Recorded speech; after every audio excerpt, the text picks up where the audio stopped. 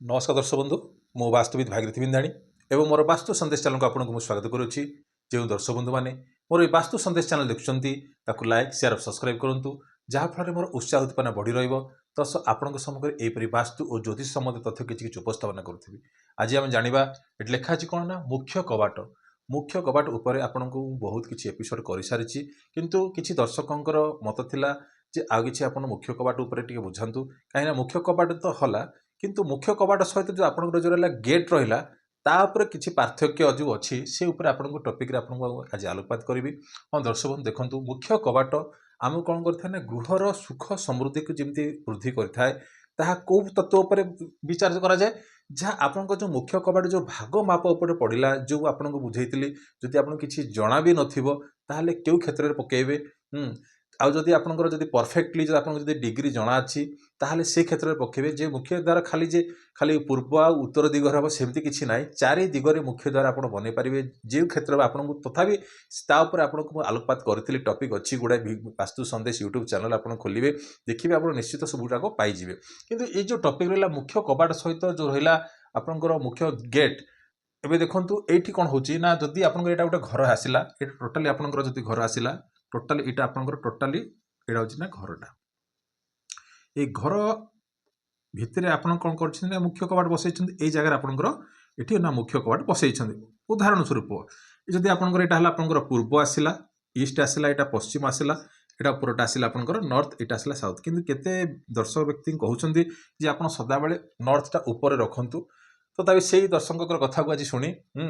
North टाक आपण सम्मुखें उत्तर में रखी ऊपर रखी तो ईस्ट वेस्ट यहाँ हूँ कौन पूर्व दिग यहाँ आसला आप पश्चिम दिग यहाँ आपंकर आसला उत्तर दिग आईटा आसला आपंकर कौन ना दक्षिण दिग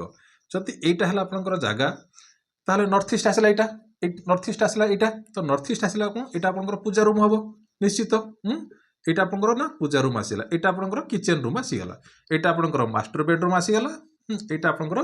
कौन ना टॉयलेट बाथरूम एपटे सब पड़गला टॉयलेट बाथरूम एपटे पड़गला यहाँ आपंकर गोटे गेस्ट रूमटा गोटे पड़गला तो यही हिसाब से रही तो ये आपंकर जब मुख्य द्वार जब बनइले ये जगह को धरिकी ये जगह को धरिकी ताले मुख्य द्वार ये पड़ा बोलिकी ये आप गेट पसई देवे ना मुकुटा मेन गेट मान यहाँ हूँ गोटे आपंकर कौन हो ना बाउंड्री अच्छी यहाँ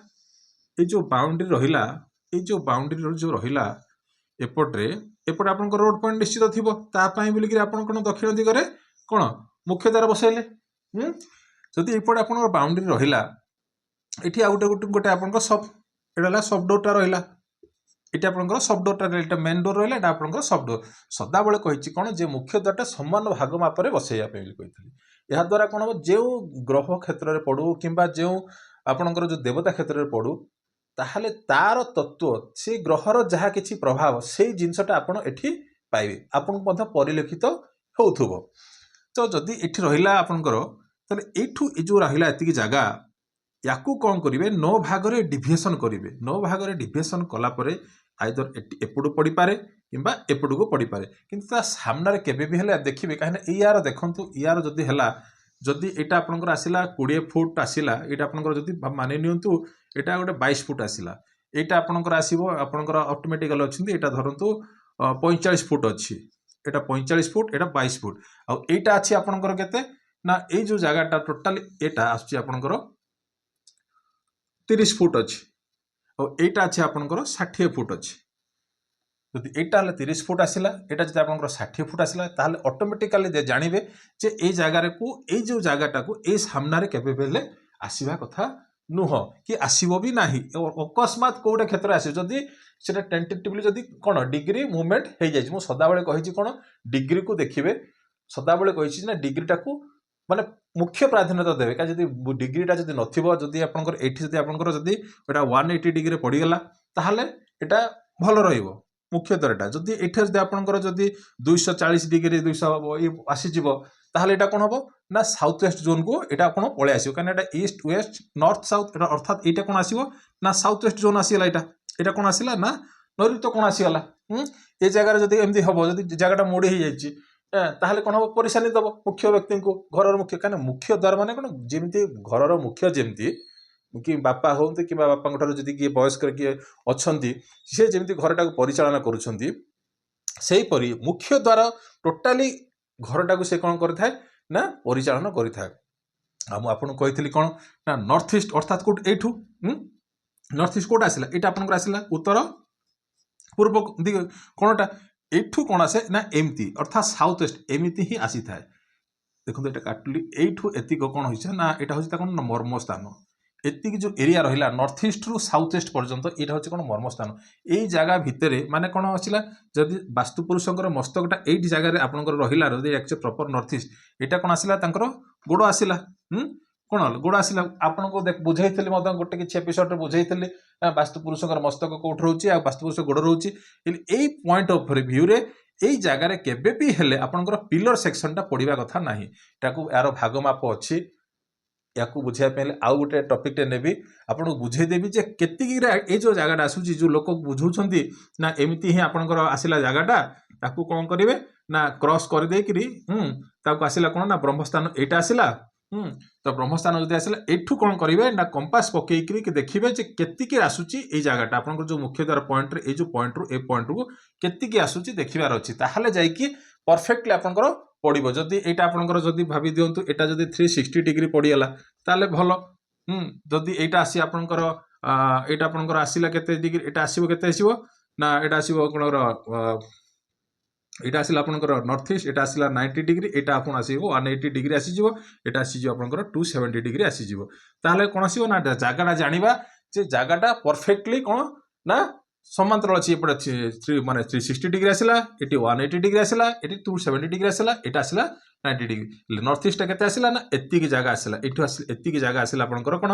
ନା ନର୍ଥ ଇଷ୍ଟ ଏରିଆ ଆସିଲା, ଏଇଟା କ'ଣ 45 ଡିଗ୍ରୀ ଆସିଗଲା। ତ ଏଇଠି ଦେଖନ୍ତୁ ଏଇଟା କେତେ ଆସିଲା ନା ଏଇଟା ଆସିଲା କେତେ ନା 222 ଡିଗ୍ରୀ ଆସିଗଲା, 222 ଡିଗ୍ରୀ ଆସିଗଲା। କୋଉଟା ଏଇଟା କୋଉଟା ଆସିଲା ନା ଆପଣଙ୍କର ସାଉଥ ୱେଷ୍ଟ ଏରିଆ ଆସିଗଲା, ବୁଝିହେଲା। ତ ସେଇ ହିସାବରେ ଆପଣଙ୍କୁ କ'ଣ କରିବେ ନା ଏମିତି ତାକୁ କ୍ରସ୍ କଲା ପରେ ଏଇ ଯେଉଁ ଜାଗାଟା ଆସିବ ଏଇଠୁ ଆପଣଙ୍କର ଆସିବ ଏତିକି କ'ଣ ଆସିବ ନା ମର୍ମସ୍ଥାନ ଆସିଯିବ। ଏଇ ମର୍ମସ୍ଥାନ ଏରିଆରେ କ'ଣ ହେଲେ କେବେ ବି ହେଲେ ଆପଣଙ୍କର ପିଲର ଫିଲର ପଡ଼ିବା କଥା ନାହିଁ, କାହିଁକିନା ଏକ ତ ଏଇଟା ସେଣ୍ଟର ଜାଗା ତ କେବେ ବି ହେଲେ ପିଲର ପକେଇବେନି। ଏଇଟା ହେଉଛି ନା କ'ଣ ମର୍ମସ୍ଥାନ ଅର୍ଥାତ୍ ନର୍ଥ ଇଷ୍ଟରୁ କ'ଣ ନା ସାଉଥ ୱେଷ୍ଟ ପର୍ଯ୍ୟନ୍ତ କ'ଣ ହେଉଛି ନା ଏଇଟା ହେଉଛି କ'ଣ ଏମିତି ହିଁ ବାସ୍ତୁ ପୁରୁଷଙ୍କର ମସ୍ତକର। ଆଉ ଏଇ ଭିତରେ ଆପଣଙ୍କର କ'ଣ ରହୁଛି ଏଟା ତାର କହୁଛି ମଧ୍ୟଭାଗ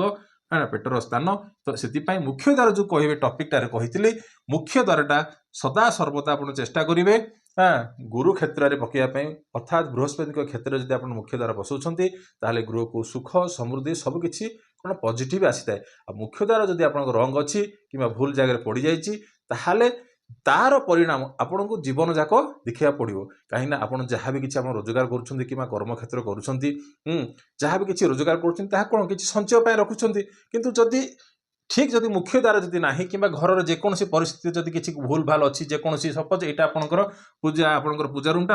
ପଳେଇ ଆସିଲା ଏଇ ଜାଗାକୁ ପଳେଇ ଆସିଲା, ଯଦି ଆପଣ କରିଦେଇଛନ୍ତି କୋଉଠି ଏଇଟା କୋଉ ଜୋନ୍ଟା ନା ସାଉଥ ୱେଷ୍ଟ ଜୋନ୍ଟା, ସାଉଥ ୱେଷ୍ଟ ଜୋନ୍ରେ କ'ଣ ହବ ନା ପରିଶାନୀଟା ଦେଇଥାଏ। କିନ୍ତୁ ମୁଖ୍ୟ ଦ୍ୱାର ଯେହେତୁ କାରଣ ବାସ୍ତୁର ଏନର୍ଜି ଫ୍ଲୋ କୋଉ ପଟେ ଆପଣ ମୁଖ୍ୟ ଦ୍ୱାର ପଟେ ଦେଇକି ପ୍ରବେଶ କରିଥାଏ, ଘରକୁ ଆପଣ ଯୋଉ ପଟେ ପଶୁଛନ୍ତି ସେଇଟା କ'ଣ ମୁଖ୍ୟ ଦ୍ୱାର ନା। ତ ସେଇଠି ଆପଣଙ୍କର ଯାହା ବି କିଛି ଆପଣଙ୍କର କରୁଛନ୍ତି କିମ୍ବା ଯାହା ବି କିଛି ଆପଣଙ୍କର ବୁଦ୍ଧି ବିଚାର ଚିନ୍ତାଧାରା ସବୁ ମୁଖ୍ୟ ଦ୍ୱାରକୁ ଦେଇକି କ'ଣ ନା ପରିଲିଖିତ ହୋଇଥାଏ। ଯଦି ମୁଖ୍ୟ ଦ୍ୱାର ଭିତରେ କିଛି ମାନେ ପ୍ରୋବ୍ଲେମ ଅଛି ବୋଲି ଭାବୁଛନ୍ତି ତାହେଲେ କ'ଣ କରିବେ ନା ଦୁଇ ସାଇଡରେ ଦୁଇଟି କ'ଣ କରିବେ ନା କଦଳୀ ଅଏଲ ପେଣ୍ଟରେ ହେଲା କ'ଣ ନା ଅଏଲ ପେଣ୍ଟରେ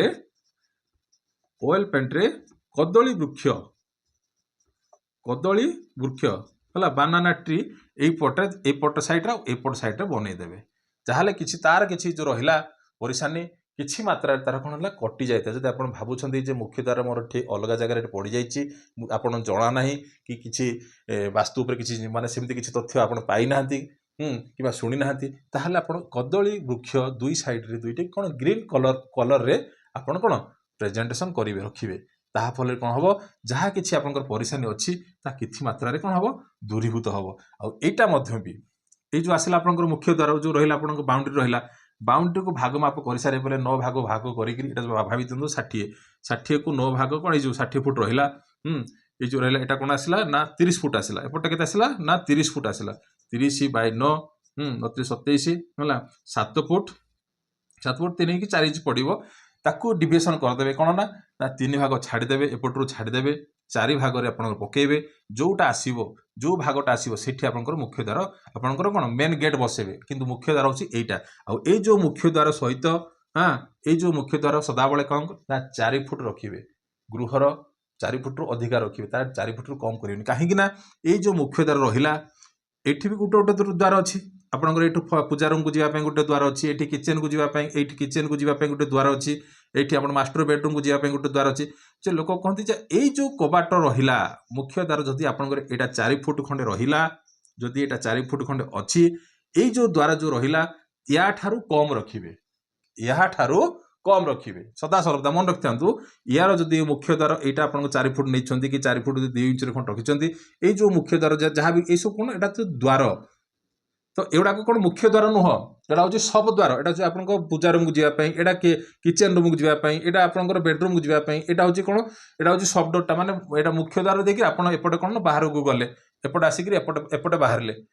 एपटे आसिक एमती पशिक आउ थे एपटे बाहर एटा सब डोरटा मुझे कहली एटा हूँ कौन सहायक द्वार एटा हूँ कौन सहायक द्वार तो सही हिसाब से आपको बुझेली मन रखि था मुख्य द्वार जब आप बनाऊँ 4 फुट कि 4 फुट 3 इंच यही सब द्वार को आप कौन करेंगे जो द्वार बंद एपटे जो द्वार अच्छी गुड़ा सब मुख्य द्वार ठार कौन कमेकी करेंगे जहाँफल आप गृहर सुख समृद्धि समृद्धि ये सब जिन बुद्धि हम जब मुख्य द्वार भूल जगह अच्छी ताले कदली वृक्षर 2 साइड्रे लगातु आदि एटा भी आप या सामने केवे भी मुख्य द्वार पड़ो ना जदि आपंकर जगह टी चौड़ा अच्छी जब यहाँ 22 फुट अच्छी एटा जो 30 फुट अच्छी केवे भी हेले सामने कौन पड़े कहीं मुख्य द्वारा कला माने आप बाउंड्री जब करेंगे जब 1.5 फुट 2 फुट लेखा छाड़े जदि या 2 फुट लेखा छाड़े किए या बुझेबी आ गोटे टपिक बुझेबी जे बाउंड्री केमिति करा जाए घर जब आप करूँ बाउंड्री केते फुट छाड़िले हाँ ये जो घरटा को कौन सुरक्षा मिलिबो तापर आ गोटे टपिकटे आपण सामने उपस्थापन करी जो दर्शक बंधुଙ୍କର किसी कमेंट्स अच्छी से माने ये टपिक उपरे लिखत कमेंट बॉक्स रे मु तार निश्चित उत्तर रखिबी तो ये तो थिला आज टपिक रहिली नमस्कार।